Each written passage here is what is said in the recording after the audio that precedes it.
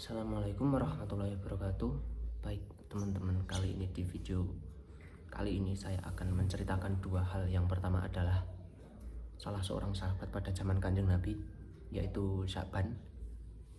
Jadi ceritanya, Sya'ban rumahnya jauh dari kediaman Kanjeng Nabi, dari masjid juga. Nah, setiap mau sholat jamaah bareng Kanjeng Nabi itu Sya'ban perlu 2-3 jam perjalanan untuk sampai ke masjid tersebut untuk sholat berjamaah bareng Kanjeng Nabi. Nah, itu terus dilakukan setiap hari, setiap waktu, setiap akan sholat. Terus singkat cerita, ketika pas sakaratul maut atau pas di akhirat kelak, saya lupa, Sya'ban ini diperlihatkan pahalanya ketika ia jalan kaki dari rumahnya menuju masjid tersebut untuk sholat jamaah sama Kanjeng Nabi. Nah, terus Sya'ban tuh reaksinya, dia sedih, dia menangis, dia menyesal, dia ingin kembali hidup di dunia. Kenapa?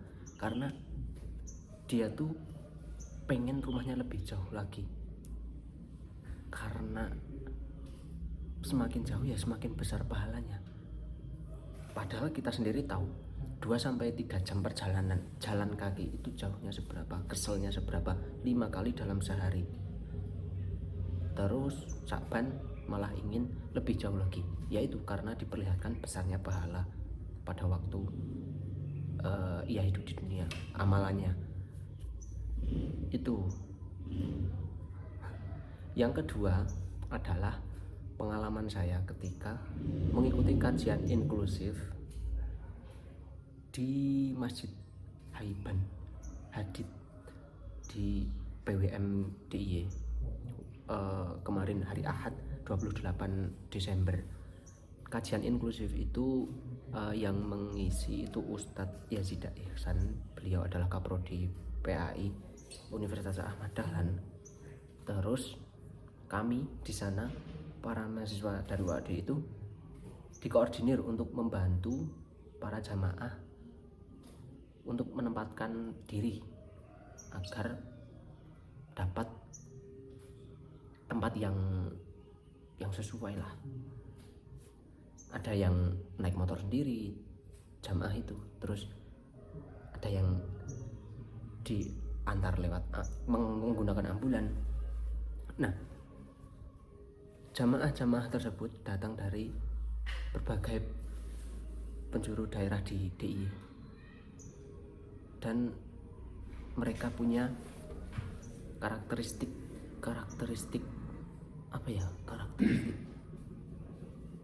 atau keterbatasan masing-masing. Ada yang tunanetra, ada yang tunadaksa, ada yang tunawicara, ada yang tunarungu. Nah, jadi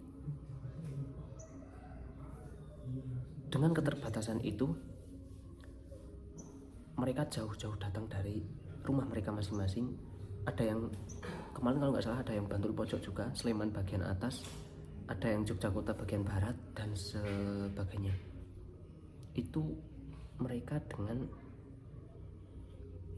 segala keterbatasannya menghadiri kajian tersebut, meskipun jauh ya. Terus dalam hati sempat bilang juga, wah, aku kalah ini sama mereka.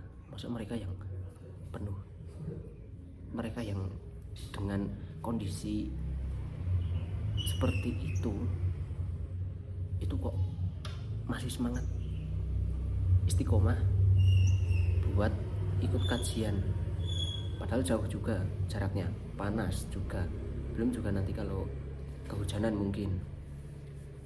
Terus ini merupakan tamparan bagi saya, bagi kami semua mungkin, buat yang menelisik lebih dalam lagi. Mereka yang dengan keadaan seperti itu tetap semangat, sedangkan kita masih ada mager, males, dan nggak semangat dan semacamnya.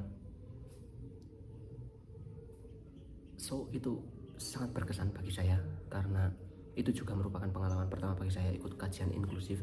Di sana saya belajar banyak untuk memandang semua orang itu sama, terus membantu mereka yang gimana caranya membantu orang yang kayak gini, kayak gitu, kayak gini, dan seterusnya. Nah, dari dua cerita tersebut kita bisa tarik kesimpulan bahwa sebagaimanapun halangan, rintangan, kesulitan itu enggak menghalangi kita buat maksimal dalam beribadah. Seperti tadi Syaban, jaraknya jauh, tetap dia semangat dalam beribadah berjamaah bareng Kanjeng Nabi. Nah, terus untuk yang cerita kedua, jamaah inklusif tadi, meskipun dengan keadaan seperti itu, mereka tetap semangat, mereka tetap berangkat ikhlas lillahi ta'ala buat mengaji, buat menuntut ilmu. So ini harusnya jadi pemacu buat kita, apalagi kita masih muda ya. Sedangkan di kajian inklusif kemarin itu mayoritas itu sudah berumur, sedangkan kita yang masih muda, fisik masih kuat, terus raga juga masih sehat. Kenapa masih mager-mager? Kenapa masih malas-malasan? Mungkin dari itu sedikit yapping dari saya, mungkin dapat dipertimbangkan buat saya terutama dan teman-teman yang menonton. Sekian, terima kasih. Oh iya, MU menang 2-0.